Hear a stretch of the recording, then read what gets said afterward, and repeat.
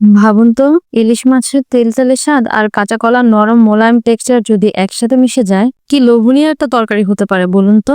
তরকারির রং এমনই টকটকে, তার উপরে তেলে ভাসছে ভাজা পেঁয়াজ, আর মাঝখানে রাজকীয় ভাবে বসে আছে ইলিশের একটা টুকরো। কি লোভ লাগতেছে? খাবেন নাকি একটু? আজ রান্না করলাম এমনই এক ঘরোয়া অথচ রাজকীয় সাথে তরকারি, ইলিশ মাছ আর কলার এক দারুণ জুটি। চলেন দেখি কেমন করে বানালাম এই মন জয় করা প্লেটটা। প্রথমেই একটা প্যানে তেল গরম করে নিলাম। তেলের শব্দেই বোঝা যায় আজ রান্নায় কিছু স্পেশাল হতে চলেছে। এদিকে আমি আগে ইলিশ মাছের টুকরোগুলো ধুয়ে নিয়ে হালকা হলুদ আর লবণ মেখে রেখে দিয়েছিলাম। এতে করে মাছের গন্ধ কমে যায় আর স্বাদও আরো বেশি জমে ওঠে। তেল যখন একদম গরম হয়ে উঠলো, তখন এক এক করে মাছের টুকরোগুলো দিয়ে দিলাম প্যানে। আহা, তেলের মধ্যে মাছ পড়ার সেই ঝাঁঝরা শব্দটা যেন এক একটা সুরের মতো কানে বাজে। ইলিশ মাছ কিন্তু বেশি ভাজা যায় না, তাই আমি একেবারে হালকা করে ভেজে নিচ্ছি, যাতে বাইরেটা একটু লালচে হয় কিন্তু ভিতরটা নরম আর জুসি থাকে। এক পাশ যখন লালচে হয়ে উঠলো, সঙ্গে সঙ্গে মাছগুলো উল্টে দিলাম। সাবধানে উল্টাতে হবে, কারণ ইলিশ খুবই নরম মাছ, সহজেই ভেঙে যায়। আরেক পাশে সামান্য ভেজে তুলে নিলাম। এইভাবে হালকা ভাজা ইলিশ তরকারিতে দিলে মাছটা গলে যাবে না, আবার স্বাদটা থাকবে একেবারে আসল ইলিশের মতো, একেবারে মুখে লেগে থাকার মতন। এবার আসি সেই ধাপে যেখানে আসল ঘ্রাণ, স্বাদ আর রসানোর জাদু তৈরি হয়, মশলা কষানোর জায়গা। এই অংশটা হলো পুরো রান্নার হৃদয়। যত্ন আর ভালোবাসা দিয়ে এই স্টেপটা ঠিক মতো করতে পারলে পুরো তরকারিটাই যেন অন্যরকম এক মাত্রা পেয়ে যায়। তৈরি তো? তাহলে চলেন শুরু করি। আমি ভাজা মাছের সেই তেলে রান্না চালিয়ে যাচ্ছি।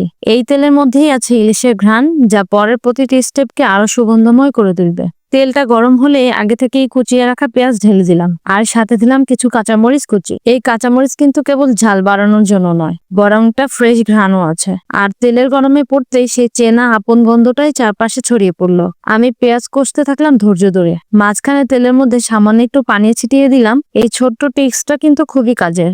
এতে পেঁয়াজ পুড়ে যায় না, বরং ধীরে ধীরে একটা সুন্দর বাদামি রং আসে। আপনারা যারা এই স্টেপটা দেখেছেন মনে রাখবেন, রান্নার আসল মজা লুকিয়ে থাকে এমন ছোট ছোট স্টেপে। এবার পেঁয়াজ যখন হালকা ভাজা হয়ে গেছে, ঠিক তখনই হাতের কাছে রাখা মশলাগুলো একে একে ঢেলে দিলাম। 1 চিমটি হলুদ, আধা চামচ লাল মরিচ গুঁড়ো আর স্বাদ মতো লবণ। এই পরিমাণটা একদমই পারফেক্ট, খুব বেশি মশলাও নয় আবার কমও নয়। এবার শুরু হলো সেই জাদুর কাজ, মশলা কষানো। আমি আস্তে আস্তে নেড়েচেড়ে মশলাগুলো একত্রে মিশিয়ে নিচ্ছি। তেল আর মশলা একসাথে মিশে যখন এক ধরনের ঘন পেস্টের মতো হয়ে যায়, তখনই বোঝা যায় এই তো ঠিকঠাক কষা হয়ে যাচ্ছে, যেন এক অদ্ভুত ভালো লাগা কাজ করছে মনে। আমি একদমই আদা রসুন বাটা ব্যবহার করিনি। আমার মতে ইলিশ মাছের যে স্বতন্ত্র একটা স্বাদ বা গন্ধ আছে, সেটা ধরে রাখাই আসল চ্যালেঞ্জ। আদা রসুন দিলে সেই অরিজিনাল ঘ্রাণটাই চাপা পড়ে যায়। এবার পালা কলার। আমি আগে থেকেই কাঁচা কলাগুলো খোসা ছাড়িয়ে ছোট ছোট টুকরো করে নিয়েছিলাম। তারপর একটুখানি হলুদ গুঁড়ো আর 1 চিমটি লবণ মেখে রেখে দিয়েছিলাম কিছুক্ষণ। এতে রান্নার সময় কলাগুলো কালচে হয়ে যায় না, বরং শেষে এক দারুণ সোনালী রং ধরে, চোখে দেখলেই মন ভরে যায়। কলার এই প্রিপারেশনটাই অনেকেই বাদ দিয়ে দেন, কিন্তু আমি বলি এই ছোট্ট স্টেপটাই তরকারির রংকে করে তোলে পারফেক্ট। এরপর কলার টুকরোগুলো ভালোভাবে দিয়ে দিলাম কষানো মশলার মধ্যে। এই সময় প্যানে যে রং আর ঘ্রাণ ফুটে উঠলো, সত্যি বলছি মন চাইলো এখনই বসে গরম ভাতে মশলাটা মেখে খেয়ে ফেলি। কলা আর মশলা একসাথে মিশে যেতে লাগলো আস্তে আস্তে। আমি প্রথমে একটু ভালো করে নাড়াচাড়া করে নিলাম, যেন মশলা প্রতিটি কলার গায়ে সমানভাবে মেখে যায়। তারপর কিছুক্ষণ ঢেকে রাখলাম, যেন কলা নিজের মধ্যে সেই ঘ্রাণ আর স্বাদটুকু টেনে নিতে পারে। আবার মাঝে মাঝে ঢাকনা খুলে একটু নাড়ছি। এভাবে নেড়ে ঢেকে রান্না করলে কলা নরম হয় কিন্তু গলে যায় না। এবার দিলাম পরিমাণ মতো গরম পানি। ঝোল যেন বেশি ঘন না হয়, আবার পানছেও না হয়। এটা একটা ব্যালেন্স, যাতে কলা ভালোভাবে সেদ্ধও হয় আবার মাছ ঢুকলে গলে না যায়। পানি ফুটে উঠতেই একে একে হাতে তুলে আনলাম আগে থেকে হালকা ভেজে রাখা ইলিশ মাছগুলো। প্রতিটা টুকরো খুব যত্ন করে বসিয়ে দিলাম তরকারির ঝোলে। মনে হচ্ছিল যেন রান্নার রাজ্যে রাজকীয় আগমন। মাছের গায়ে যাতে ঝোলের মশলা ভালো মতো লাগে, সেজন্য একটু হালকা চামচে চাপ দিলাম। তারপর চুলার আঁচ একটু কমিয়ে প্যানটা ঢেকে দিলাম কিছুক্ষণ। ঢাকনার ভিতরে মশলা, কলা আর মাছের ঘ্রাণ মিলেমিশে তৈরি করে এক অমোঘ ফ্লেভার। 10 থেকে 12 মিনিট পর যখন ঢাকনা তুললাম, তখন সে কি ফ্লেভার! মনে হচ্ছে ঘর ভরে যাচ্ছে সুবাসিত ঘ্রাণে।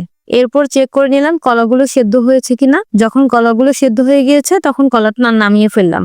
এবার রান্নার সেই শেষ ও সবচেয়ে গুরুত্বপূর্ণ ধাপে চলে এলাম, যেটা শুধু তরকারির স্বাদই নয়, তার আত্মাকেও যেন ছুঁয়ে দেয়। হ্যাঁ, বলছি ফোড়নের কথা। এই ফোড়নটাই হলো পুরো রান্নার এক অলিখিত সিগনেচার। আর একটা প্যান চুলায় বসালাম, সেখানে একটু সরিষা তেল গরম করে নিচ্ছি। এই তেল যেন রান্নার শেষ হাসি। তেল গরম হতেই প্রথমে দিলাম 1 চিমটি পেঁয়াজ কুচি, তারপর অল্প একটু রসুন কাটা বা থেতো করা, সাথে একটা শুকনো মরিচ। আর এই 3 জিনিস যখন একসাথে তেলে পড়ে টুকটুক শব্দ করে ভাজা শুরু হয়, তখন যেন এক ধরনের রসায়ন শুরু হয়ে যায় প্যানে। পেঁয়াজ আর রসুনটা আস্তে আস্তে সোনালি বাদামি রং নিচ্ছে, আর শুকনো মরিচটা তেলের সঙ্গে মিশে এক অনবদ্য ঝাঁজ ছড়াচ্ছে। এই ঘ্রাণ যেন বলে দিচ্ছে তরকারি এখনই প্রস্তুত, এখনই তার শ্রেষ্ঠ রূপ। আমি খুব যত্ন নিয়ে ফোড়নটা নামালাম চুলা থেকে, আর এরপরে সেই সুবাসিত সোনালী ফোড়ন ঢেলে দিলাম আগে থেকে রান্না হয়ে যাওয়া ইলিশ মাছের কলার তরকারির উপর। সেই মুহূর্তটা ছিল এক কথা জাদুকরী। ফোড়ন দেওয়ার সাথে সাথে তরকারির রংটা যেন আরো গাঢ় হলো। চকচক করা তেলটা উপরে উঠে এসে বলল, দেখো আমিও আছি। পেঁয়াজ রসুন আর শুকনো মরিচ তরকারির ভিতরে ঢুকে পুরো রান্নাকে এক অন্য স্তরে নিয়ে গেল। আমি তরকারিটা ঢেকে দিলাম কিছুক্ষণ। এই ঢেকে রাখাটাও কিন্তু খুব জরুরি, কারণ এই সময়টাই তরকারির ভিতরে সেই ফোড়নের ঘ্রাণটা ছড়িয়ে পড়ে। এমন রান্না একবার হলে শুধু খাওয়ায় নয়, মনও ভরে যায়। তরকারির রং এমন রকম উজ্জ্বল আর সুন্দর হয়েছে যে এক নজরে তাকিয়ে থাকার মতো। আপনারাও যদি এই রেসিপি রান্না করেন, আমি বলছি একবার খেলে ভুলতে পারবেন না। ইলিশ মাছ দিয়ে কলা তরকারি খাওয়ার অভিজ্ঞতা আছে নাকি এই রেসিপিটা একেবারেই নতুন লাগছে? কমেন্টে লিখে জানাও। আর যদি খেতে ইচ্ছা করে তাহলে লিখে ফেলো চাই চাই চাই। এই রেসিপি যদি তোমার মন ছুঁয়ে যায় তাহলে একটা লাইক দিয়ে আমাকে উৎসাহ দাও। রান্নাপ্রেমী বন্ধুদের সাথে শেয়ার করো, তারা যেন এমন দারুণ রেসিপি মিস না করে। পরের রান্নায় আবার দেখা হবে। ভালো থেকো, সুস্থ থেকো।